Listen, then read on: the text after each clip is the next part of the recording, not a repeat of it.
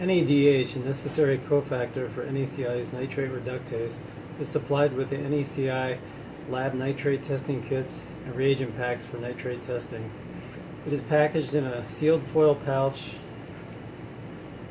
or an amber zip bag with a desiccant pack. Do not open the packs or the tube until you're ready to use the product, and store as directed. NADH is freeze-dried in graduated cryo tubes. The screw cap has an O-ring which helps to further seal the product. A stock solution of NADH is made in the lab, QC'd with a spectrophotometer, and then freeze-dried in individual tubes. And then the freeze-dried product is QC'd again. A small yellow pellet in the bottom of the tube will be visible.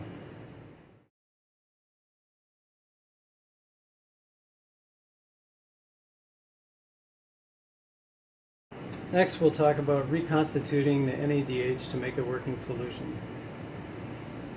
Tap the tube on a hard surface to settle any loose contents. Take off the cap and pipette the correct amount of deionized water or assay buffer according to your instructions into the tube. In this case, 1.5 mils of deionized water. Recap the tube and invert several times to mix.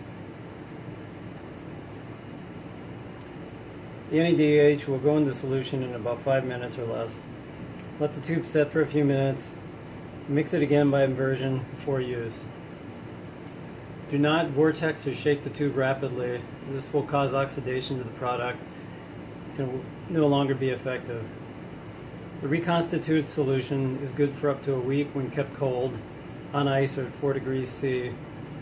For longer storage, smaller aliquots of NADH can be made and frozen at -20 degrees Celsius or colder.